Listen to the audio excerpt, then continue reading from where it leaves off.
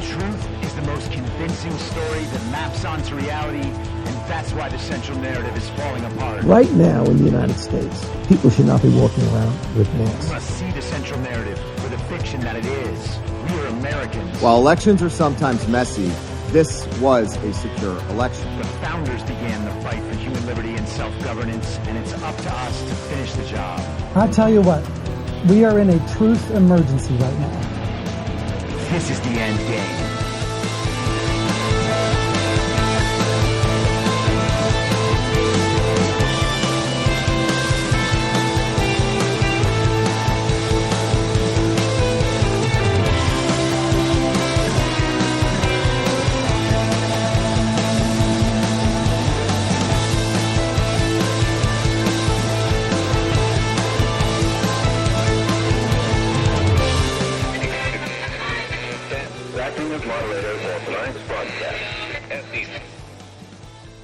It's Thursday, November 2nd, 2023, the 1016th day of dystopia. I'm your moderator, Chris Paul. Let's be reasonable. A warm welcome and hello to all of you listening to the podcast on the day of its release. The only way to do that is by becoming a paid subscriber at imyourmoderator.substack.com. You can do so for as little as $50 a year or $5 a month, and in doing so, you will be supporting me, the work I do, and this show as it expands. And if you can't or you simply don't want to, continue listening to the podcast for free on a wide variety of podcast platforms. And of course, Rumble, all I ask is that you share it with your friends. You can find the links to the podcast, the writing, the social media, and the merch site by visiting linktree.com/I'mYourModerator. So today we are going to move away from the Israel issue for the most part and focus back on some domestic stuff. And I want to start with the announcements from two establishment Republicans that they will not seek another term in Congress. The first being Kay Granger. This is from KERA News in North Texas. Kay Granger is a longtime congresswoman from the Fort Worth area. The headline from Tuesday, Kay Granger confirms she won't run again for Congress. Granger, 80, decided some time ago that she did not want to run for a 15th two-year term, according to multiple sources who spoke on condition of anonymity so as to allow the lawmaker to make the announcement herself. And that was word coming out Tuesday night that Granger had decided to retire. She announced officially yesterday, Wednesday, saying, "As I announce my decision not to seek re-election, I am encouraged by the next generation of leaders in my district." This is what she wrote in an email on Wednesday. "It's time for the next generation to step up and take the mantle and be a strong and fierce representative for the people." Granger represents Texas's 12th congressional district, which covers western Tarrant County and much of Parker County. She is the chair of the powerful House Appropriations Committee, which is responsible for funding most of the federal government's activities. And that, of course, is notable because the Congress funding the federal government's activities is what has caused most of the drama over the past month or so, with Kevin McCarthy being removed as Speaker and ultimately being replaced by Mike Johnson.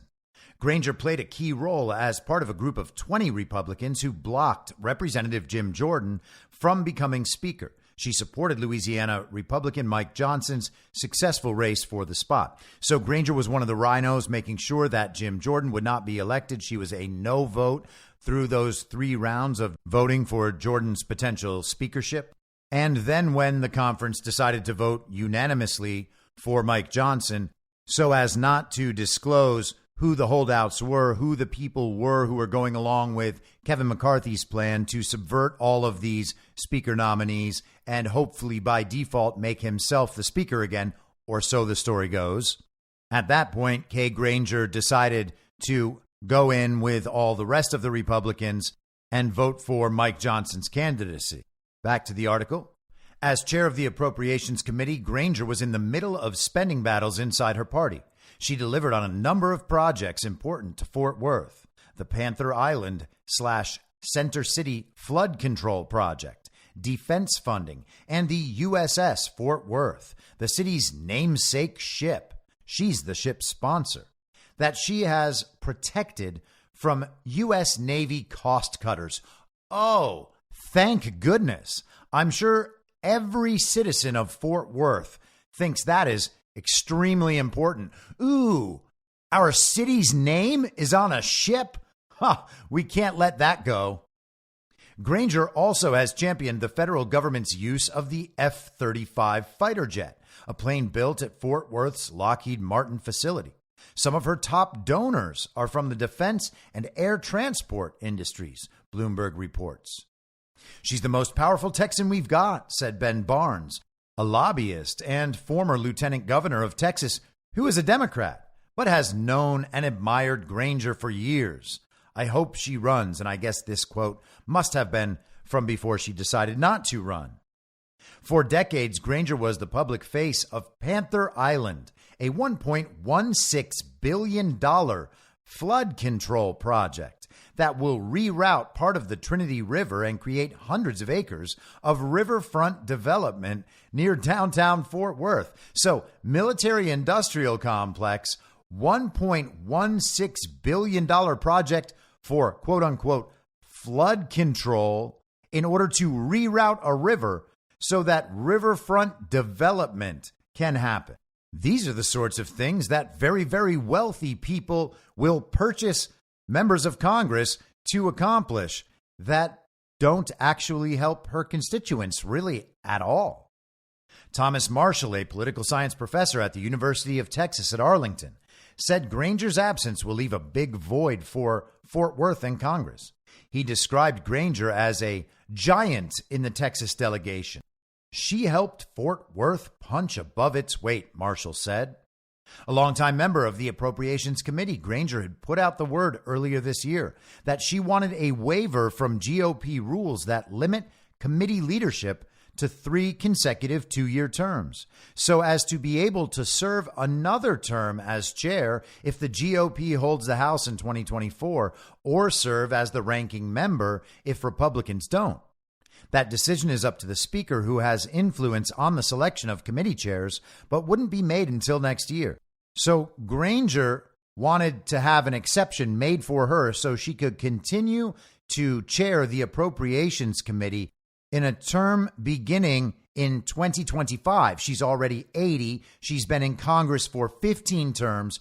Her 16th term, she wanted an exception made so she could continue to chair the Appropriations Committee, the committee that decides how the federal government's money is spent. And by the federal government's money, of course, I mean the American taxpayers' money, and more accurately, money that the global regime just invents from nothing, the fiat currency, the value of which relies on the extension of the indentured servitude of the American people indefinitely, so that people like Kay Granger can continue investing the quote-unquote federal government's money into projects that her constituents don't really need. But hey, a lot of people get rich in the process of wasting other people's money, and that's what's important. You've got to redistribute the wealth the conservative way, which is take it from everybody and give it to very, very rich people. And naturally, that's the way that the more overt communists do it as well. But they say it's good based on the fact that they take everybody's money and give some to poor people while they give the rest to rich people. They both give tons and tons of money to rich people, but Democrats need extra money so that they can give a little bit to poor people so they don't feel bad about stealing everyone's money and giving it to rich people. The article contains another interesting quote from Marshall. This is the political science professor at University of Texas, Arlington. Marshall expects a crowd of Republicans to vie for Granger's seat and for a lot of money to pour into the safe GOP district. Republican John O'Shea already has announced for the seat, and John O'Shea is essentially a shoo-in. That is the guy running on the more MAGA platform. Kay Granger is being removed essentially by MAGA. This is a member of the corrupt Republican establishment who does not have a future.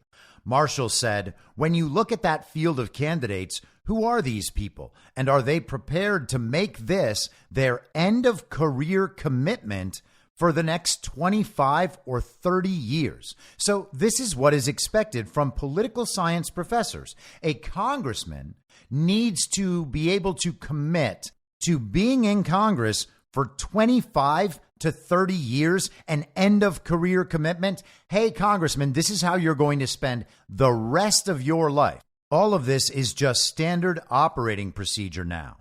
Granger's political career began on Fort Worth's zoning commission. From there, she was elected to Fort Worth City Council, and she became the first woman to serve as the city's mayor in 1991.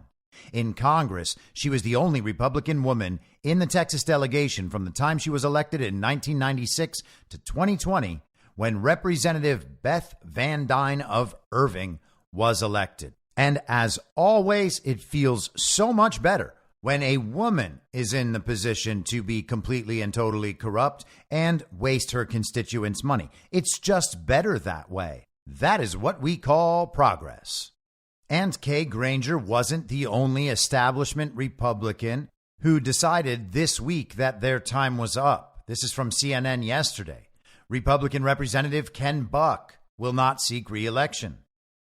Republican Ken Buck, a hardline conservative, LOL, who has clashed with his own party, will not seek re-election, he announced Wednesday. Our movement has always been fueled by immutable truths about human nature, individual liberty, and economic freedoms, the Colorado Republican said in his video announcement. The Republican Party of today, however, is ignoring self-evident truths about the rule of law and limited government in exchange for self-serving lies. He sounds like anyone on MSNBC, which is funny because he has been spending weeks now appearing on MSNBC, as have many establishment Republicans, especially Ron DeSantis. Buck cited stagnation in Congress and his party's election denialism as driving factors in his decision not to run in 2024. I have been here 9 years, and Congress refuses to deal with the big issues that we need to deal with, he told Caitlin Collins of CNN, pointing to the sustainability of Social Security and Medicare and cutting government spending. You have to love when they describe people as hardline conservatives just because they have these Republicans on their airwaves and continue to tell their audience over and over again, this is what a hardline conservative looks like. This is a very staunch conservative.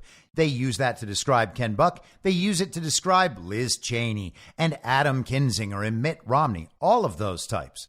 They'll describe them as very staunch, lifelong conservatives, and then they will figure out ways to soften it up. They'll say he's more moderate on certain social issues.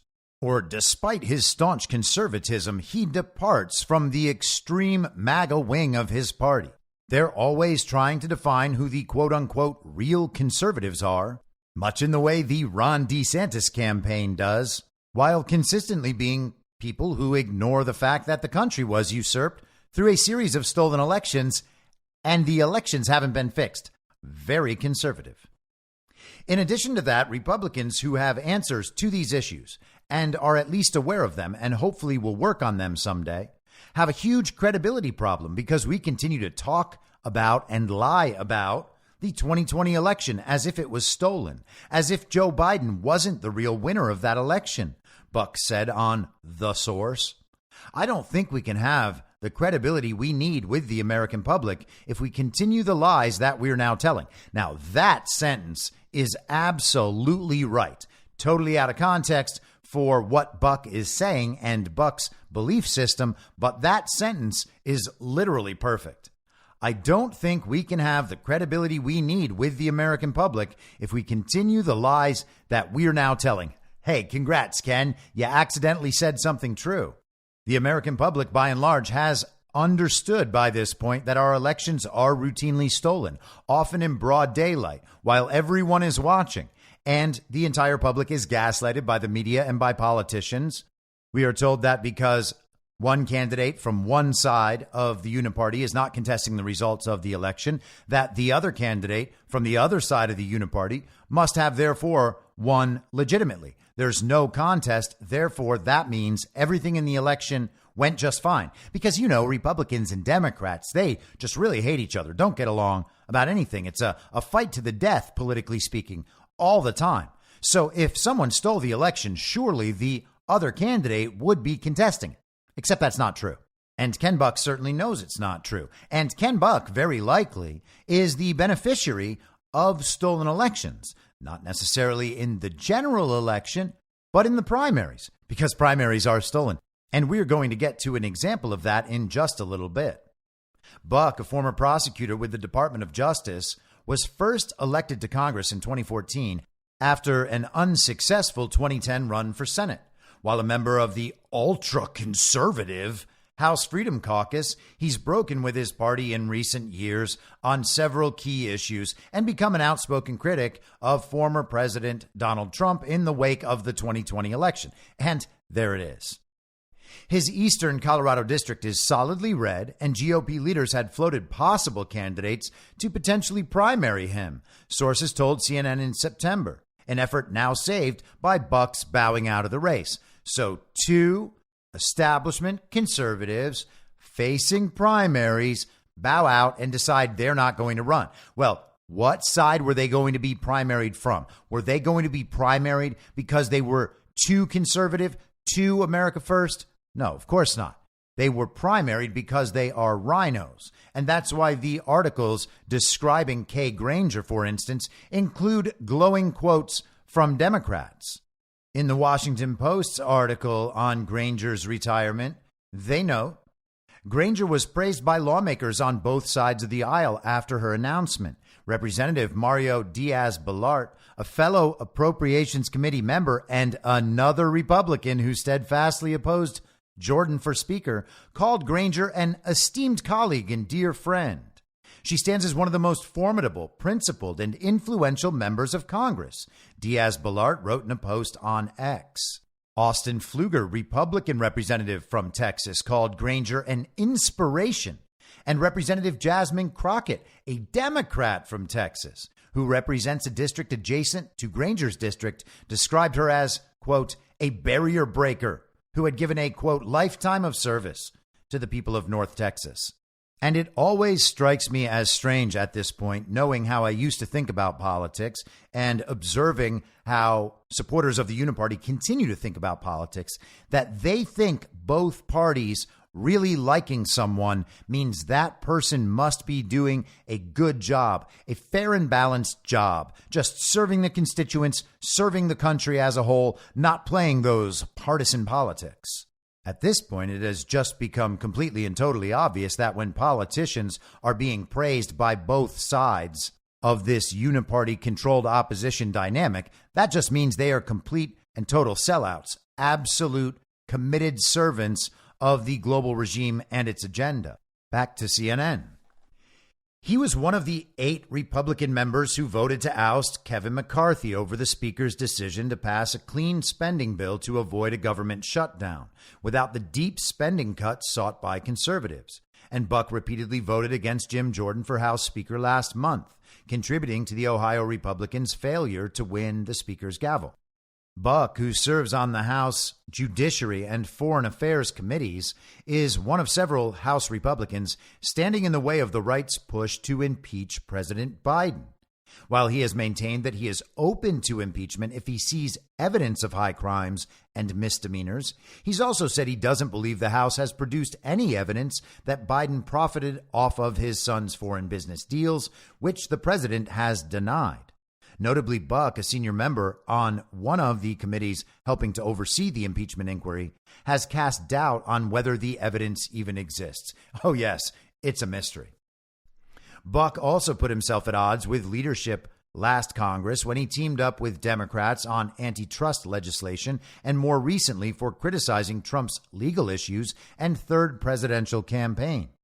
He has faced blowback from some in his party for voting to certify the 2020 election results and defending Trump critic, former Republican Representative Liz Cheney of Wyoming, the daughter of his former boss, Dick Cheney, who he served under when the former vice president was a congressman, according to his office. In his announcement Wednesday, Buck railed against Republican leaders he said were creating stumbling blocks for the party by, quote, lying to America, claiming the 2020 election was stolen, describing January 6th as an unguided tour of the Capitol, and asserting that the ensuing prosecutions are a weaponization of our justice system. It is impossible for the Republican Party to confront our problems and offer a course correction for the future while being obsessively fixated on retribution and vengeance for contrived injustices of the past. So that's pretty incredible. That is like a laundry list of all of the clearest signals of regime complicity in opposing the America First agenda, the populist agenda, Donald Trump supporters. Besides the absolute debacle in Ukraine and the burgeoning debacle in the Middle East, that was basically every single issue over which the American people and conservative Americans want to remove establishment Republicans. Foremost among those being, of course, election fraud. It is amazing that this is the note these people choose to go out on, as if history will not look back on them in shame. This should be seen, though, as a major signal. These people know elections are stolen. They are very likely the beneficiaries of stolen primaries. And even with that knowledge, they either understand they're not going to be able to steal it this time around, or if they would be successfully able to steal it, they couldn't cover it in a narrative sense because the people in their district would never believe it. And that can potentially cause an even bigger problem. From a regime perspective, it's quite possible that the regime would prefer to have a more MAGA, a more America First candidate win in the primary and then just hand that seat over to a Democrat in the general through stolen elections than having the watchful eye of the public on a primary process and stealing it there. It seems that they must also think they have a better shot of selling to the American public in general that Democrats could be winning these seats and supporting that with the narrative that the country just still rejects America First candidates, MAGA candidates. So Ken Buck has decided to take his ball and go home because the members of his Republican conference are election deniers, and they are, after 3 years, just still unwilling to stop lying about the results of the 2020 election. And as everyone who supports the regime, Ken Buck insinuates that all of those people are telling the big lie. They have nothing to back up their claims. Everybody knows that Joe Biden really did receive 81 million real lawful American votes, and they're just willing to lie about it for political advantage. We continue to be told that somehow the election denial, in quotes, position provides a political advantage or some advantage in life. But that is absolutely crazy. Being an election denier actually gets you censored by the government and pursued by the Department of Justice. It's one of the most heavily censored positions in American society for the last 3+ years. And the claim is that it's politically advantageous to be an election denier. Now, if that claim is true, what does that mean? How overwhelming must the popular opinion be that the elections are stolen to be able to provide a political advantage to election denier candidates while that position is being prosecuted, censored, and opposed by all of the wealthy donors on quote unquote both sides of the political aisle? Ken Buck is essentially saying that he is afraid of Republican voters because they believe the elections are stolen. If Ken Buck is representing a constituency of Republican voters who believe that the elections are stolen, and Ken Buck is telling them the elections are not stolen without checking, what does that tell Ken Buck's constituents about Ken Buck? This is how these situations should be looked at. Ken Buck is not in the position of being an expert on the issue. He is not an authority on election fraud simply by being a congressman. To the extent that he has deep knowledge of the election fraud system, He's then just clearly lying about it. It's not like Ken Buck can go and produce the evidence of Joe Biden's 81 million real lawful American votes. He can't produce evidence of the number of them. He can't produce evidence of the reality of those votes, of the lawfulness of those votes. And he can't produce evidence that all of those votes were cast by eligible American voters. Ken Buck cannot support with evidence in any way the claim that our elections are free and fair, safe and secure, and that the reported results accurately reflect the will and intent of the American voter. He cannot do that. He's not an authority on election fraud. He's not an expert on election fraud. You can't just take his word for it because he is a congressman. This is one of the aspects of the total inversion within the false reality in how we view politics. We don't have to listen to politicians at all. They have to listen to us. That's how the job works. We are not their loyal and abiding subjects. They don't get to tell us how to think, how to feel, how to act. None of those things are part of a congressman's job. A congressman's job is to represent that congressman's constituents. If Ken Buck thinks that his constituents believe our elections are all good, why isn't he staying and fighting the election deniers in his party? Instead, he's saying he's leaving because of the election deniers in the party, in the Congress. He can't serve in that body with them, even though his constituents elect him to office, right? Don't his constituents want a fighter in Congress who's going to take on the election deniers? Apparently, the answer is no. So the Republicans in the Congress are election deniers, and Ken Buck's constituents are election deniers, and Ken Buck is the only one who knows that our elections really are free and fair, safe and secure, and that the reported results accurately reflect the will and intent of the American voter. Nice call, Ken. You probably nailed it. Now, very interesting news coming out of Connecticut last night. There have been some people following this particular case for a little while now, and we'll get to the great Behizzy's posts on X and his coverage of this issue. But first, this is from ctexaminer.com out of Connecticut. That's obviously Connecticut Examiner. The headline from last night: Court overturns Ganim win in Bridgeport primary, calling evidence of fraud shocking.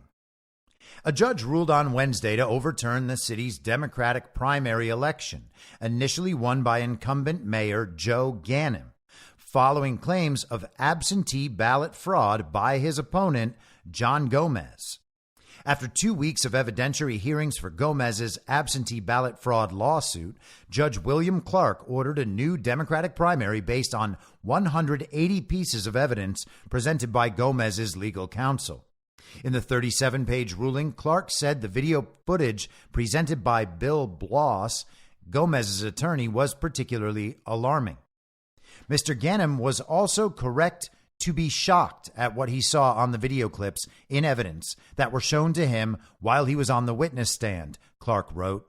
The videos are shocking to the court and should be shocking to all the parties. Ganim was one of the many city officials called to the Fairfield Judicial District Superior Courthouse for questioning, along with Wanda Geter Pataki, vice chair of the Bridgeport Democratic Town Committee and operations specialist for the city, and Anita Martinez, a former city council member accused by Gomez of stuffing ballot drop boxes. At the witness stand, Ganim told the court he was shocked by an 18-minute video subpoenaed by Gomez from Bridgeport police that appeared to show 12 instances of Geter Pataki either depositing stacks of ballots herself or handing ballots to others from behind her reception desk, and 4 instances of Martinez dropping off ballots. Asked about the footage during the hearings, both Geter Pataki and Martinez asserted their Fifth Amendment rights against self-incrimination. Ganim, who appeared to win the primary by 250 votes after a count of absentee ballots, denied any involvement in the alleged fraud. Under state election law, absentee ballots may only be returned by the ballot applicant, a family member, a police officer, an election official, or a caretaker. Clark said the footage provides direct evidence that state law was violated when unauthorized partisans handled and submitted ballots. In addition to the police footage, Bloss argued in court that many of the absentee ballots should never have been counted, given that they were improperly stamped, and the article goes on and on. The election fraud system on full display in a Democrat Party primary in Connecticut. That is the exact sort of thing that we are routinely told by communists, liars, and retards does not happen in American elections. There's no proof, no evidence, baseless claims. This sort of thing never happens. Oh yeah, it happens all the time. And we always have this stuff reframed as, are you saying Democrats steal elections? Well, then why didn't Democrats steal all the elections? Well, no, that's not the claim.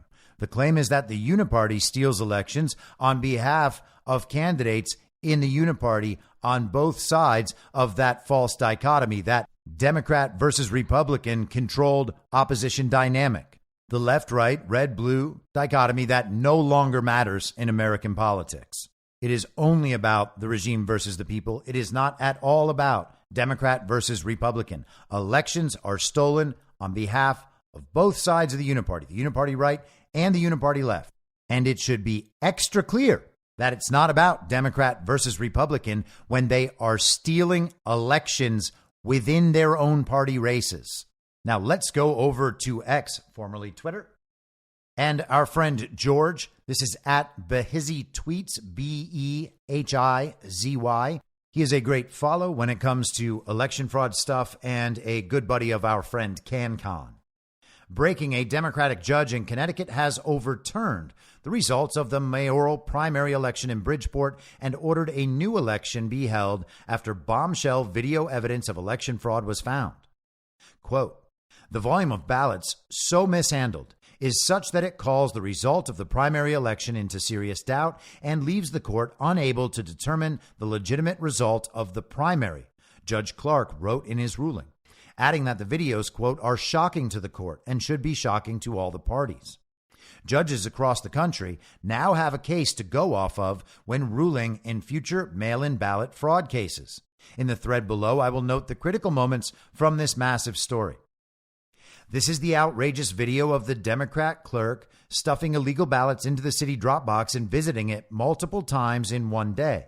The video was leaked by a whistleblower inside the city, and Gateway Pundit helped share it with the world. And you can see this video for yourself if you go to the X platform, go to at Behizy Tweets and his posts from last evening, November 1st. He goes on. After that video was released, John Gomez, the cheated candidate in the race, held a press conference exposing the mountain load of evidence they had that the election was stolen from him. His team also promised to challenge the results in court, and he has video of that press conference as well. As if there wasn't already enough evidence against them, the city's registrar of voters admitted under oath in court that she had been violating the law on mail-in ballots for years. She has been in her position for over 20 years. And here is the video of that testimony. And were you aware that the Secretary of State says that an outer envelope, the endorsement of the town clerk, must show the date, the precise time the clerk received the ballot and the clerk's signature? Were you aware of that? And were you aware that if the Secretary of State says in Exhibit 126, if an outer envelope does not substantially comply with this requirement, the ballot cannot be counted? It says. Did you know that? Now I do. Okay, I guess maybe I should ask, did you know that? Right. Did you know that on September 12th? No, I didn't. And did you ever instruct your absentee ballot moderator that that was the rule? We go over the manual. You went over this manual with the absentee ballot moderator? We go through the manual, but on past practices. So past practices were in your office, a registrar of voters, a Democratic registrar of voters office was not to require a signature on the clerk's endorsement. Oh no, I know. Actually, this is new to me about the signature. I'm not clear, so that means I haven't read the book thoroughly and properly like I should have in this instance. Okay, well, you agree that what I'm showing you here in Exhibit 2-10162 does not include a signature of Mr. Clemens, right? Not this one, doesn't. Right. And if I can ask you to take a look at 128A at 69. I can look at the stamp on this one. This is an absentee ballot application received by the town clerk. All right, Ms. Howard, you would agree that that particular stamp does have a facsimile signature of the town clerk, Charles D. Clemens Jr., right? Yes. And the one that I showed you, just the last one I showed you on the absentee ballot envelope, did not have a signature, did it? And so would you agree that under the Secretary of State's handbook here, step 2, that the particular outer envelope with the stamp without the clerk's signature should not have been counted? Objection to form, Your Honor. Calls for speculation. She was not, as already testified, she was not counted. She's in charge. Were you in charge? I'll ask it this way. You were in charge of the counting of all of the ballots. That was your overall job, right? The overall job is the moderator. I oversee the election. I provide poll workers to oversee the ballots in the polling precincts. So they are required to follow their steps. So, including step 2, the endorsement has to have a signature. correct. And you told the absentee ballot moderator that before the primary? No, I didn't tell them that. No, I did not. Did you have any discussion with him about that? No, I did not. Did you go through the absentee ballot manual with him? No.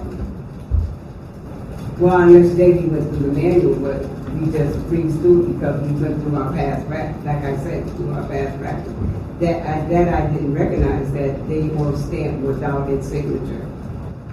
So she's essentially testifying to the fact that they did not go through the manual properly. That's the excuse. Well, we had the manual and we go through the manual, but we just don't go, I guess, all the way through the manual. And whoops, sometimes mistakes are made.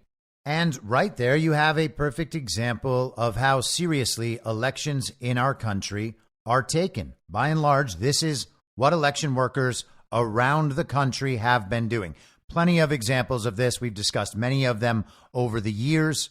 You could spend days digging through the reports and accounts of election workers simply not doing what they're supposed to do. And people really do need to understand that in order for elections to be held lawfully, in order for votes to be lawful, the process by which votes become lawful, according to the election laws of the state, must be stringently followed. That's the entire point of the laws being put in place in the first place. If people aren't following the laws of elections because there are too many and they're too complicated, that means the system by which we hold elections is too complicated and is not effective and cannot produce lawful outcomes because it is beyond the people working the elections to actually follow the election laws. That means that we have created a system that invites manipulation and abuse and leads to fraudulent outcomes. Now, the people in position of signing off on the steps of these elections and on certifying these elections, if those people are aware that the election system is too complicated for the election workers and election officials to follow, then how are they going to put their reputations on the line by signing off on these uncertifiable elections? And of course, they always fall back on the same sorts of arguments: human error, and whoops, and oh, I guess we missed that thing. And we are constantly sold the idea that election workers would never intentionally defraud the American people, defraud the voters in their community by making themselves complicit in stolen elections and participating in the election steal. Now, that, first of all, is not true. But even if it was true, it wouldn't matter. These people have a fiduciary duty They have an ethical obligation and a legal obligation to see to it that the laws put in place are actually followed when running elections. And they're not even doing the basic stuff. They're not even going all the way through the manual. And this is something simple. Checking signatures, that should be obvious. That is one of the only security mechanisms in the process. If you don't check the signature, if you don't actually make sure that the signatures match, if you don't care that there's not a signature there at all, then you're not following the law in conducting the election. And that election cannot and should not be certified. All of this really is and really should be in the minds of the American public this simple. If the laws aren't followed, the elections can't be certified. If someone certifies those elections anyway, that's fraud. You don't need to show the entire system. You don't need to produce fraudulent ballots. You don't need to do any of that. You need to show that the law is not being followed and it has to be followed. And that is why we ultimately get the argument that, well, it's too late now. The person has been certified as the winner. The person is in office. There's nothing we can do. What do you want us to reverse the whole election just because someone didn't follow the law in this or that instance? The answer is absolutely 100% yes. That is exactly what I want. And that is exactly what people should want. If the elections are not held according to the law, then we cannot respect the outcomes, the reported outcomes of those elections. And the law and the courts shouldn't respect it either. We should not have people in office who are governing without the consent of the governed. These people have no right or ability to create laws that we must follow, especially when it's clear that they don't follow the law themselves and that they have achieved their positions of power through this sort of lawlessness. And then we're being attacked and maligned and prosecuted and censored for stating the obvious, which is that there is a systemic problem in our elections and far too many election officials are not trained and not incentivized in any way to actually follow the law. And we're just going to keep on having elections with this system and expecting them to produce results. And then we are going to hold illegitimate primaries and an illegitimate election and then call people the winners in this rigged election system. And then, of course, what do we get from election fraud deniers? Well, this is just a primary mayoral race in Connecticut. This doesn't mean that this happens all around the country. And you can show them 5 examples or 10 or 20 or 50 or 100 or 1,000, and they make the same argument. You can't prove this happens everywhere around the country. Once there gets to be enough of them, then it's, you can't prove this is a system and coordinated. And then once you can show them that there are actually connections between all of these things and draw out a bigger system, then they'll just revert back to one of the other arguments that it's too late or it doesn't matter. Or if you want things to change, you need to win elections in that rigged system. It is just a never ending stream of bullshit to say that election fraud doesn't matter.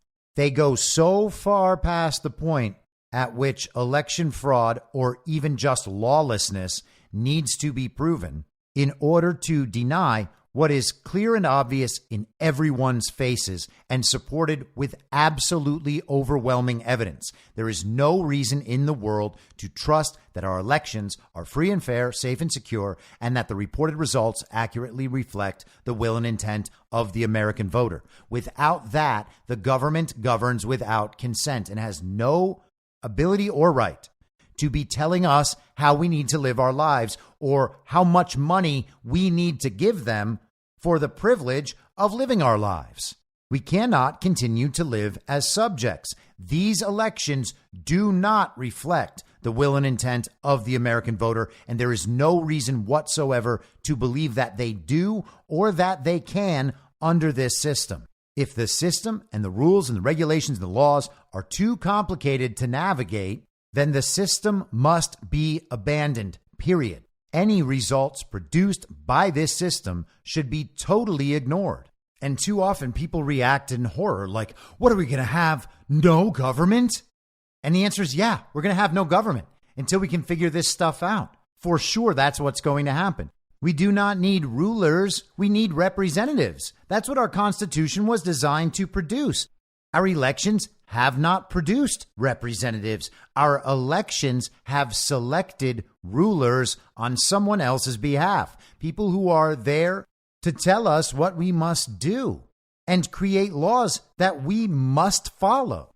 It's like if you find out that your babysitter is poisoning your kids, you don't say, well, what are we going to do? Have no babysitter? Yeah, that's right. You're going to go with no babysitter rather than the one who poisons your kids until you're able to find a babysitter who doesn't. And if you can't find a babysitter who doesn't, well, then you just can't leave your kids. That's kind of just how it works with, taking responsibility. But people don't want responsibility. And the people collectively, for most of our history up till this very moment, have not wanted responsibility. The percentage of people who actually are willing to take on that responsibility with integrity has been far too small for far too long. And that is all of our fault, including my own. But the point is not to place blame. We can take the blame. We can try to do better, as we should. But this isn't an exercise in blame placing. This is an exercise in saying we absolutely do have to do this, or our alternative is the babysitter who poisons the kids.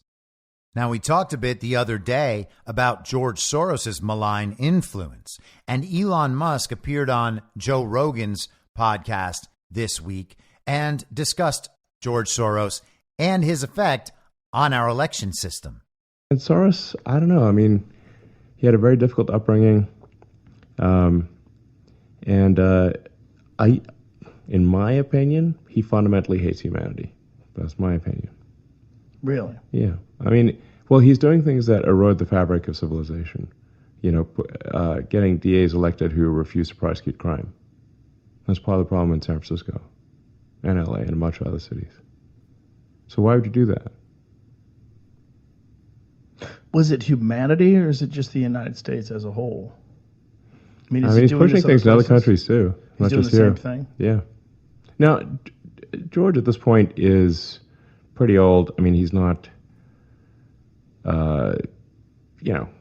he's basically a bit senile at this point. But I mean, he's very smart. And he's very good at arbitrage. Famously, he shorted the British pound. That's sort of how I think he made his first money, was shorting the pound. So he's good at spotting, basically arbitrage, like spotting value for money that other people don't see.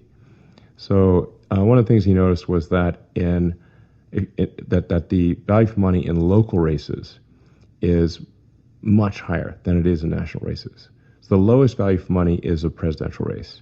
Then next lowest value for money is a Senate race, then a Congress, and but once you get to sort of city and state district attorneys, the value for money is extremely good. And Soros realized that you don't actually need to change the laws, you just need to change how they're enforced. If nobody chooses to enforce the law, or the laws are differentially enforced, it's like changing. So he's laying it out pretty well there. Soros puts his money into elections at the local level, the city level, the state level, the federal level. But the real value comes at the local level. The amount of money you spend compared to the results you're able to achieve is the best return on investment. And once he has put all those people in place, well, then they can just skip on enforcing any of the laws. If district attorneys aren't going to prosecute, then people who might be violating the law in their jurisdiction simply get away with it and know they can get away with it. And a part of that is kind of an aside, but maybe even more depressing, is if they know they can get away with it and they are incentivized to break the law on behalf of the people and the organizations who are not going to prosecute them, then they are actually permanently compromised, because at any point they can be prosecuted for that thing they have done on the promise that they would never be prosecuted for doing it, because the people who might prosecute them are, quote unquote, on the same side. So that is another aspect that cannot be ignored. But Soros influences elections to put all these people in place. Then these people begin changing the law or refusing to enforce the law.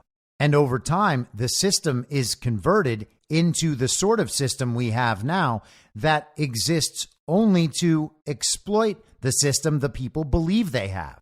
There is no doubt that George Soros hates humanity. George Soros has a project that he says will benefit humanity. That is how he markets it. But everything he does shows an absolute disdain for people, especially normal people, and their ability to guide their lives and then collectively guide the future of the world. George Soros does not see the world that way. George Soros is explicitly committed to the global regime's depopulation agenda and everything that goes along with that, including and especially the climate change agenda. We will return to Elon in just a moment, but one more election fraud story from this week. Darren Beatty's Revolver News is highlighting an election issue from New Jersey. The headline in Revolver: multiple New Jersey Dems charged with election fraud crimes involving mail-in ballots. And the Revolver article cites Colin Rugg on X, formerly Twitter. He says multiple New Jersey Democrats have been charged with election fraud crimes involving mail-in ballots. Paterson City Council President Alex Mendez was indicted for alleged crimes committed during the 2020 election. Mendez allegedly supervised an operation that stole mail-in ballots from mailboxes and replaced the ones that were not for him. His wife and 2 others were also charged. New Jersey Attorney General Matt Platkin says Mendez was seen emptying a, quote, large, heavy bag completely filled with ballots into a mailbox. The defendants are accused of attempting to rig an election in their favor and to deprive the voters of Paterson of having their voices heard, Platkin said. The functioning of democracy relies on voters' trust that their votes count, and those votes determine the outcomes of elections. Mendez was able to commit this alleged fraud due to the fact that all ballots were mail-in, thanks to the pandemic. The photos show Mendez with high-profile Democrats, including Bill Clinton, Cory Booker, and Whoopi Goldberg. So how about that? Universal mail-in balloting in 2020, due to the very deadly pandemic, opened the opportunities for fraud. The Revolver article also cites Just the News from the 28th of October. Before the May 2020 election, in which Mendez was running for city council, he allegedly collected many mail-in ballots from households over several days in violation of state law, according to the Attorney General's office. While New Jersey law allows a bearer to return a completed ballot for a voter, candidates in elections are not allowed to collect and return ballots for the voters in the district of the race they are running in. According to Platkin's office, Mendez's campaign allegedly collected ballots that were not sealed by voters and examined them at the campaign headquarters to see if they were cast for Mendez. Ballots that were not cast for Mendez were allegedly destroyed and replaced with a ballot for him. The replacement ballots were allegedly stolen from voters' mailboxes. Isn't that amazing? They just went around and collected all those extra mail-in ballots. You got to wonder if some of those mail-in ballots they collected were going to be voted by real voters who then showed up in person and were told that they already voted. Remember how many times that happened in 2020? There were reports of that everywhere. One of Mendez's associates allegedly took ballots from mailboxes in areas that were known to have many supporters of Mendez's opponent, the Attorney General's office said. Also, if voters turned over ballots that were incomplete, Mendez's campaign workers would allegedly complete them. About a week before the May 2020 election, Mendez allegedly observed someone empty a large bag filled with ballots into a mailbox in the neighboring municipality of Haladon, according to Platkin's office. Approximately a week later, Mendez's campaign attorney sent a letter to the Passaic County Board of Elections to urge them to count the ballots from Haladon, despite allegedly knowing that they had been illegally obtained and submitted to the county. Does this sound like an isolated incident or a series of isolated incidents? Does this sound like some random voter just being overzealous about a certain candidate and trying to insert fraudulent ballots? The sort of thing that just one rogue person does, not representative of any sort of widespread problem. Nah, that's not what this sounds like. This is systemic abuse and blatant criminality in our elections, of the sort that we have evidenced all over the country. And what do the election fraud deniers say about this? Well, they'd say, well, if you take that evidence to court and then the courts decide that you're right and say that these are stolen votes and that the election was stolen and then overturn that election, then and only then does this constitute evidence of election fraud. It is totally illogical. It is totally dishonest. But that doesn't stop them at all, because they will do whatever they have to do, twist whatever logic, reverse the thinking about what constitutes evidence in the first place. They don't care. They will deny the claims no matter what, which is why it's not worth arguing with them online about election fraud. If someone online is arguing that our elections are actually free and fair, safe and secure, and that the reported results accurately reflect the will and intent of the American voter, that person has not checked, or if they have checked, is either stupid or lying. There is no other possibility.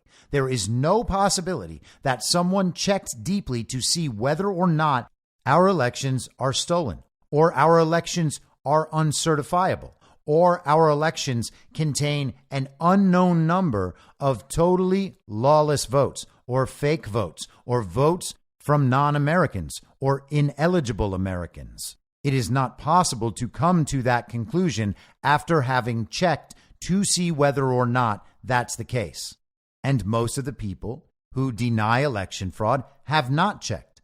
What they have done is a very thorough job of figuring out how to argue their way out of, to their satisfaction, their way out of individual claims made by people questioning our elections. The cumulative effect of all those claims should be to paint the very clear picture that our elections are not free and fair, safe and secure, and that the reported results do not accurately reflect the will and intent of the American voter. But they don't care about that. They want to argue each and every individual specific claim until they believe they have shown and created enough doubt to invalidate the claim.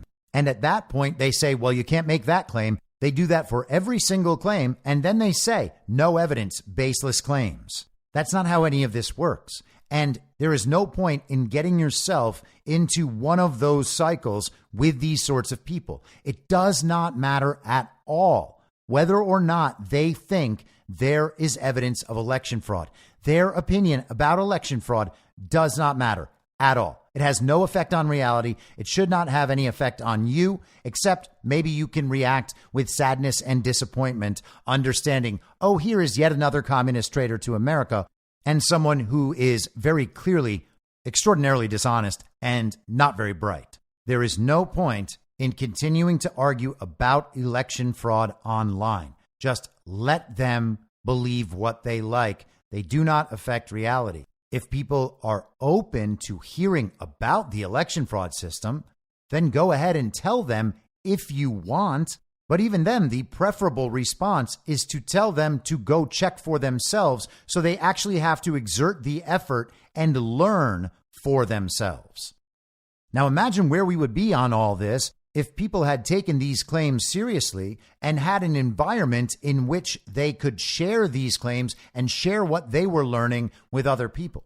Well, the social media platforms have made that as difficult as they can over the last 3 years. Extraordinary levels of censorship and banning and shadow banning, and massive coordinated campaigns to shout down anyone bringing up these claims and try to publicly shame people and damage their reputations, make them seem like they lack all credibility, so that the claims being made, the information being shared, can simply be dismissed. That is what we have dealt with now for 3 years. And we have been told by our betters on the uniparty right and the uniparty left that all of that censorship is okay because the social media companies are private companies. Well, let's return to Elon on the Joe Rogan Experience the other day, because he addressed exactly that claim. That was one of the things about the old Twitter, was the propaganda and the adherence to whatever the CDC was saying and the dismissing of legitimate scientists, guys like Jay Bhattacharya from Stanford, and legit guys. Yes. And they were suppressing them and even banning them. They banned Alex Berenson. I mean, it was wild. They banned Alex for essentially reading peer-reviewed papers. Yeah. No, I mean, all Twitter was basically an arm of the government. Yeah. So was that shocking? Like, what was that like? Because that, to me, that was the most bizarre, was the Twitter files. When you let Schellenberger and Matt Taibbi and all those guys get in the Twitter, and the response where Matt Taibbi gets audited. I mean, which is just wild. I mean, just so blatant and so in your face. Yeah, it's weird. No, I mean, the degree to which, and by the way, Jack didn't really know this, but the degree to which Twitter was simply an arm of the government was not well understood by the public, and it was whatever the official government. I mean, it was like Pravda, basically. A state publication is the way to think of old Twitter. It's a state publication. And was the justification from their perspective that they are progressive liberals, they have the right intentions, it's important that they stay in power, the progressive liberals stay in government and power because this is their... There was basically oppression of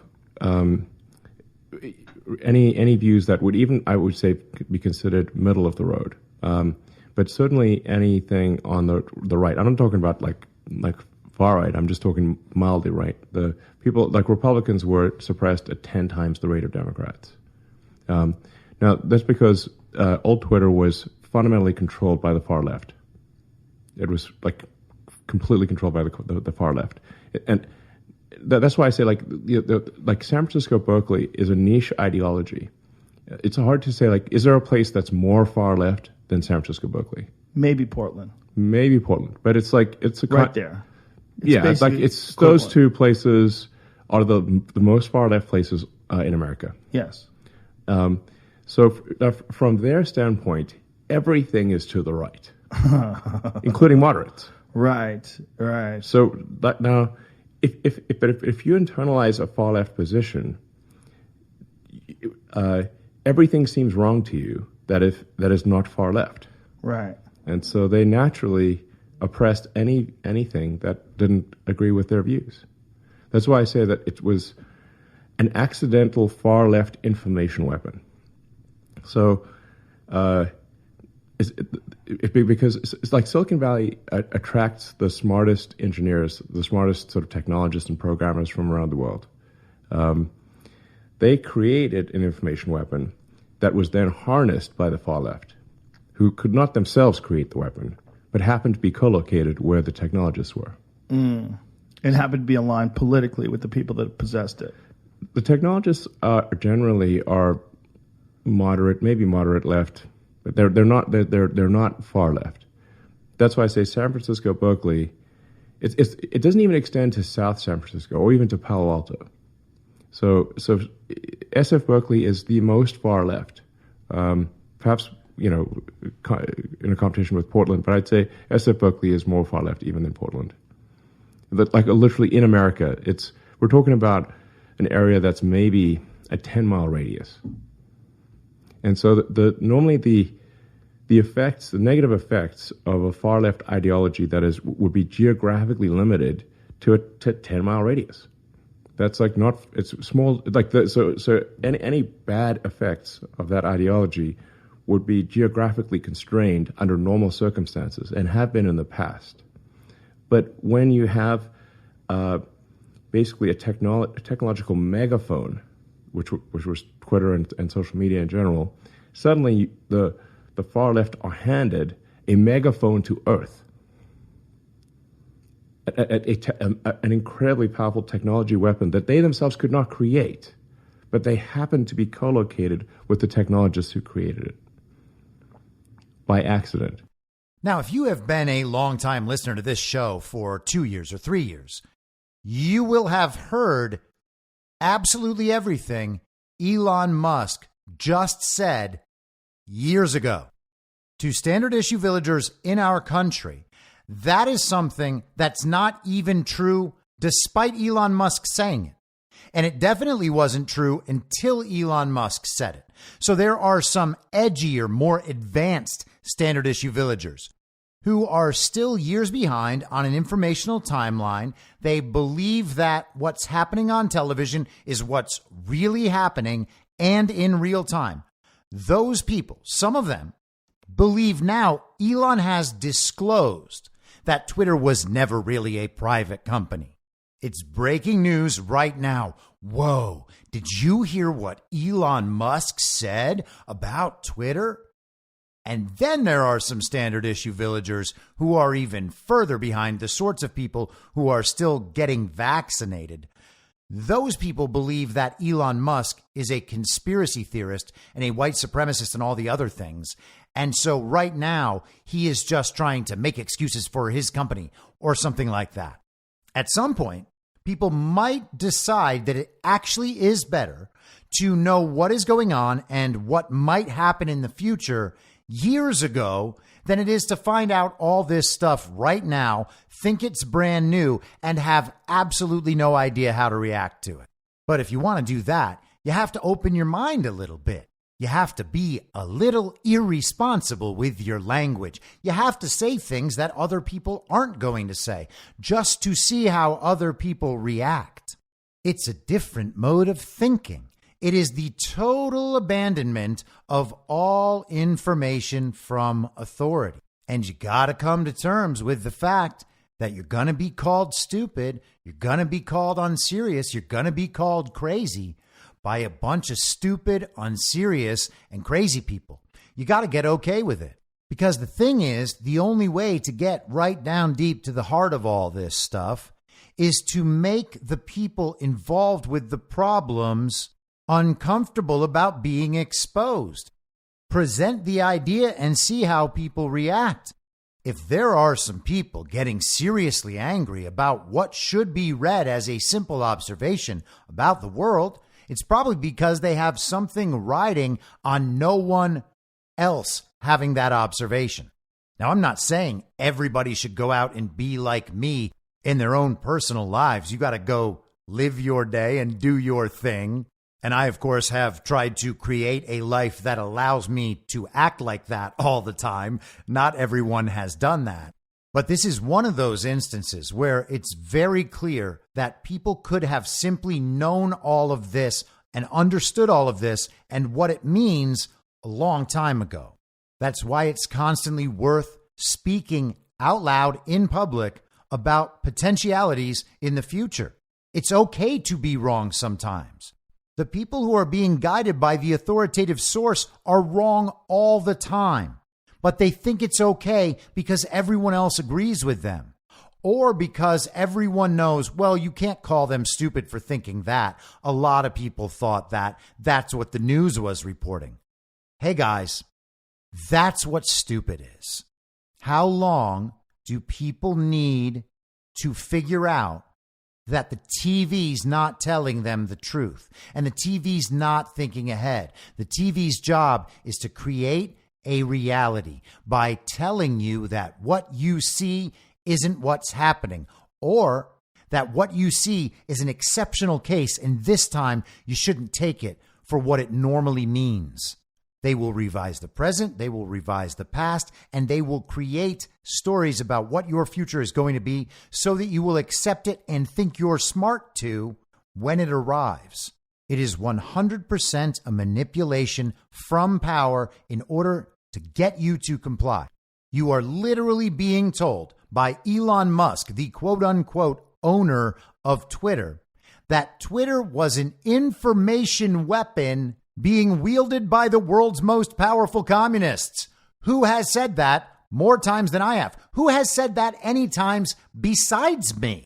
And I will also give shout outs, just FYI, to the Bitcoin community because they have been tracking Elon Musk and Jack Dorsey like no one else. And our takes on Elon Musk have been compatible, though slightly different. They have been saying many of the same things, including that Jack wasn't involved in all those problems the way people believe he is.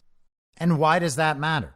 Well, that matters because it makes people look in a completely different way at Jack Dorsey's current projects like Blue Sky and his focus on decentralization and the interaction with Bitcoin. That actually makes an enormous difference in how you view Bitcoin, and how you view Bitcoin could make an enormous difference in your financial future. It actually does matter in extraordinary ways to be right as fast as you can about important issues. And that's just from their side of the case. From my side, what I would say is that knowing that Twitter was not a private company and has never been a private company makes it very, very clear that Twitter and the government were working together, not as a government and a private company in a public-private partnership, as they like to say, and as they admit in Senate testimony. Mayorkas admitted the other day that they were working in public-private partnerships with the social media companies. They're not separate entities. It's not a government and a private company. It's essentially the same entity. It is effectually the same entity. That is fascism. And what did they use this information weapon that they owned to do? They used it to censor Americans in violation of the First Amendment. They used it to invade people's privacy and track them. They used the platform and its communication systems to set up all sorts of criminality. I'm sure we're going to hear about lots of blackmail. And then you can go to the porn and the drugs and the sex trafficking and the child sex trafficking facilitated through those government entities. And then you can move beyond that because they have all sorts of corporate partners that they call advertisers. And what do those advertisers do? They exploit the powers of that system, that government entity, to move markets and sell goods and make people famous or cancel them. They are literally controlling the world and everyone's perception of it through what Elon Musk describes as an information weapon owned and controlled by global communists. He didn't use those two words, though he may as well have, because that's what he's describing. He goes into the long section about Berkeley and Northern California and Silicon Valley and that problem. What do you think that ideology is? Oh, they say it's libertarian. Oh, sure it is. Yeah, the libertarian part is where none of the rules apply to them. The rest of it is just global communism. How would your life and your thoughts and your actions have changed over the past few years if you had known all that? Now, many of you have known all that because you listen to this show or have thought through these things yourself enough or heard someone else talk about it. I don't know who that other person is or could be. I know it's not anyone on the Daily Wire because they just produce trans content all day. I mean, why would they want to talk about this issue in a real way, right? I mean, the way that things were made it so they could earn $1 million a week lying to their audiences and take on positions of prominence in the public eye. Why would they want to talk about something that would actually dismantle that system? And of course they wouldn't. They would support that system however they would have to. They would tell people that censorship is okay when it's done by a private company. Even once they know it's done in league with the government, it's still a private company. We just can't even think about prosecuting private companies for this sort of thing. I mean, just think about how many other companies are doing that sort of thing. It's like they have a need to protect that system. And of course they do. So why don't they talk about this? Why don't they talk about election fraud? Oh, it's because the whole thing would crumble if people could just tell the truth to one another that they already know. Because actually people do have a yearning for truth and authenticity. People do have a yearning for forward thinking rather than listening to Matt Walsh's trans content 24 hours a day. Oh, we know who has the wee-wees and who has the hoo-has. We're very smart. Take us serious. Vote for Ron. Donald Trump, he's telling the big lie again. Send all your weapons and money to Ukraine. Now send it to Israel. You don't want to send, you bigot. What are we doing? What are we doing? How can anyone have any idea of what's going on right now and think that Joe Biden received 81 million real, lawful American votes, and that anything other than supporting the immediate return of Donald Trump is morally acceptable in any possible way. This, my friends, is an absolute clown show. I'll be back potentially tomorrow at the same reasonable time on the same reasonable podcast network. I don't have a network. Masks and lockdowns don't work. They lied to you about a pandemic, and Joe Biden will never be president. In my mind, that's the end game. If you're listening to this episode for free, you can support me and support the show and the work I do by signing up for a paid subscription at imyourmoderator.substack.com. You can do so for as low as $50 a year or $5 a month. Comes out to under a quarter per episode, and you'll blast right through the paywall for all of the writing.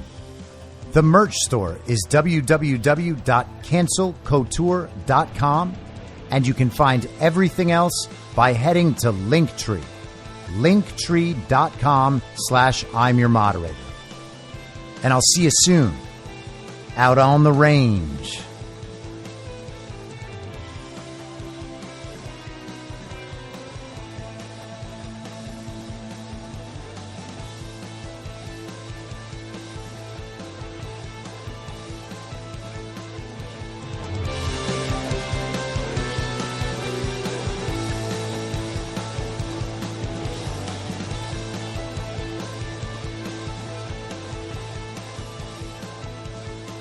It's